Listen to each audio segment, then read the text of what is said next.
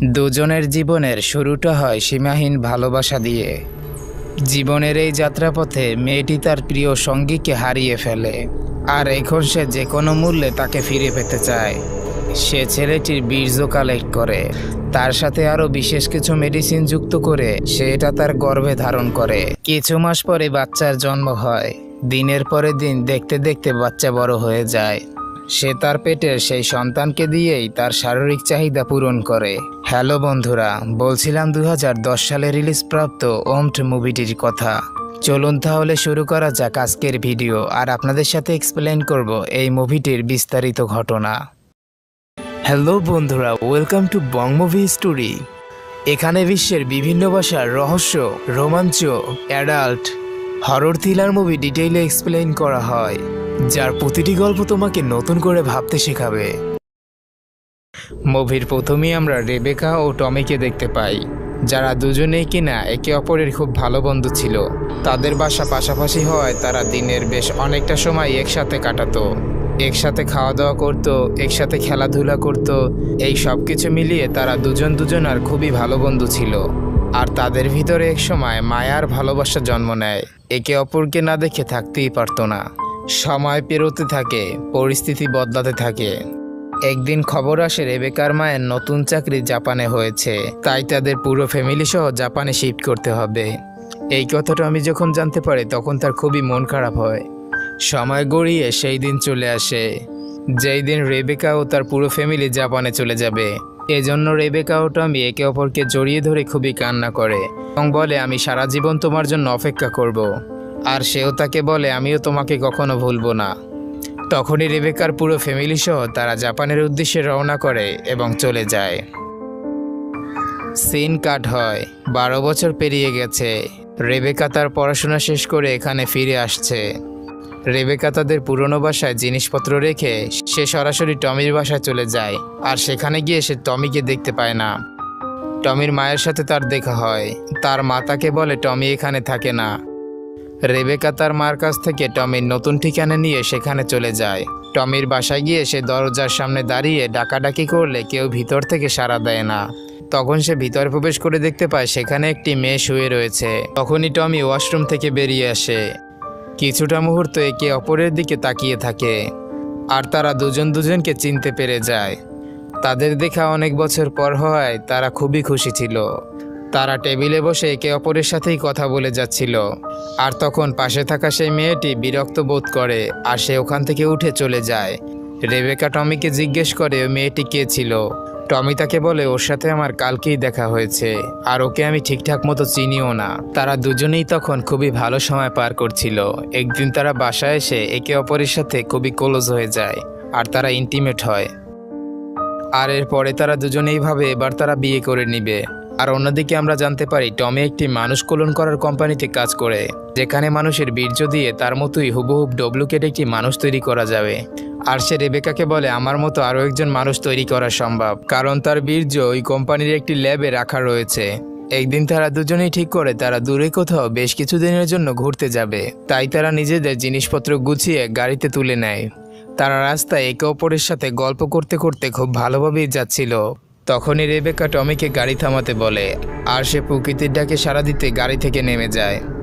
একটু পরেই সে পিছন দিক থেকে একটি চিৎকারের শব্দ শুনতে পায়, আর সে এসে দেখে টমির অ্যাক্সিডেন্ট হয়ে গেছে, আর সে ওখানেই মারা গিয়েছে।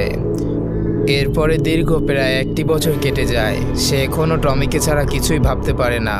হঠাৎ তার মাথায় টমির জেনেটিক ল্যাবের কথা চলে আসে, যেখানে টমি বলেছিল তার বীর্য ওই ল্যাবে রাখা রয়েছে। এই বিষয়টি সে যখন টমির মায়ের কাছে বলে, সে বলে, আমার ছেলে কোনো রোবট নয় যে তুমি তার ডুপ্লিকেট বানাবে। কিন্তু রেবেকা এই কথা শুনে থেমে থাকে না, আর সেখানে গিয়ে সে টমির সমস্ত কাগজপত্র দেয়। আর এরপরে সেই সংরক্ষিত বীর্য তাকে দেওয়া হয়। আর এটার সাথে সে আরও বিশেষ কিছু মেডিসিন অ্যাড করে সে এটা নিজের গর্ভে ধারণ করে। দেখতে দেখতে সময় পেরিয়ে যায়। কিছু মাস পরে সে একটি ছেলে সন্তানের জন্ম দেয়, যার নামও সে টমিই রাখে। আর তার প্রিয় টমিকে সে তার ভিতরে দেখতে চায়। সময় চলে যায়, ছেলে বড় হতে থাকে, কিন্তু রেবেকা ও তার সন্তানের সম্পর্কটা মা ছেলের ছিল না। রেবেকা ও তার সন্তানের সম্পর্কটা ছিল সম্পূর্ণ আলাদা।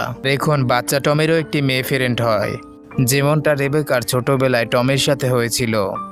মা আর ছেলের সম্পর্কটা ছিল একেবারেই আলাদা। তারা একদিন মস্তি করতে করতে ছেলে তার মাকে মাটিতে ফেলে দেয় আর তার বুকের উপরে উঠে বসে তাকে খারাপ দিকে ইন্টিগ্রেট করতে থাকে। আর তার মায়েরও একরকম খারাপ অনুভূতি হয়, কিন্তু তখনই তার এক ফ্রেন্ড তাকে ওখান থেকে ডেকে খেলতে নিয়ে যায়। এরপরে সিন কাট হয়, কাহিনী চলে আসে 14 বছর পরে। টমিও এখন দেখতে তার বাবার মতোই হয়েছে, আর তার এখন একটি গার্লফ্রেন্ডও রয়েছে যার নাম এরিকা। একদিন যখন রুমের ভিতরে টমি ও এরিকা রোমান্স করতে করতে ইন্টিমেট হতে যাচ্ছিল, তখনই টমির মা চলে আসে। আর তখন তারা কিছুই করে না, কিন্তু টমি তার মাকে বলে, এরিকা আমার কাছে থাকলে আমার খুবই ভালো লাগে, তাই আমি চাই এখন থেকে ও আমাদের সাথে আমাদের বাসায় থাকুক। কিন্তু রেবেকা এই সব কিছুই শুনছিল, কিন্তু কিছুই বলছিল না। আর এরপরে দেখা যায় পাশের রুমে গিয়ে রেবেকার খুবই মন খারাপ হয়ে গেছে, কারণ সে চায় না তার আর টমির মাঝে অন্য কেউ থাকুক।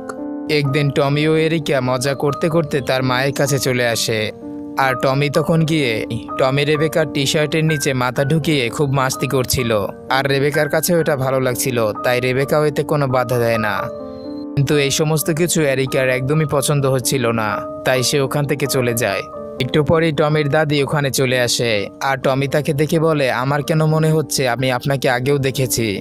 আর সে তাকে বলে, তুমি একদম দেখতে তোমার বাবার মতোই হয়েছো। টমিও বলে, আমার কেন যেন মনে হচ্ছে আমি আপনাকে আগেও দেখেছি।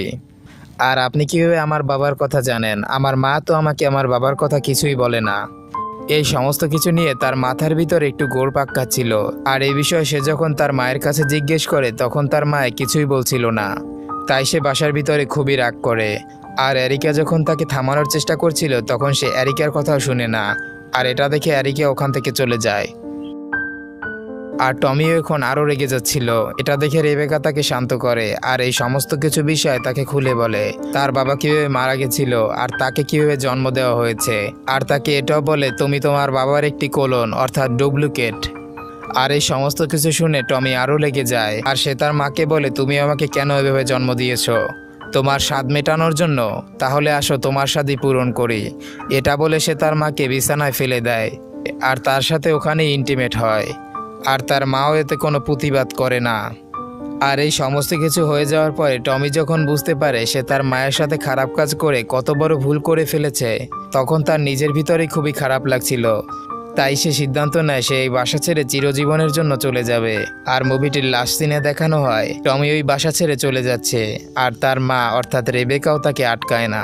আর এই মুভিটির এখানেই দি এন্ড হয়। সো প্রিয় বন্ধুরা, এই ছিল আজকের আমাদের ভিডিওটি ভালো লাগলে লাইক করো, খারাপ লাগলে ডিসলাইক করো। আর তোমরা যারা এখন আমাদের চ্যানেলটি সাবস্ক্রাইব করো নাই, তারা আমাদের চ্যানেলটিকে সাবস্ক্রাইব করে বেল আইকনটিকে অল করে দাও। আজকের মতো এ পর্যন্তই। চলে আসবে আবারও ভিন্ন কোনো গল্প নিয়ে। কথা হবে তোমাদের সাথে অন্য কোনো ভিডিওতে।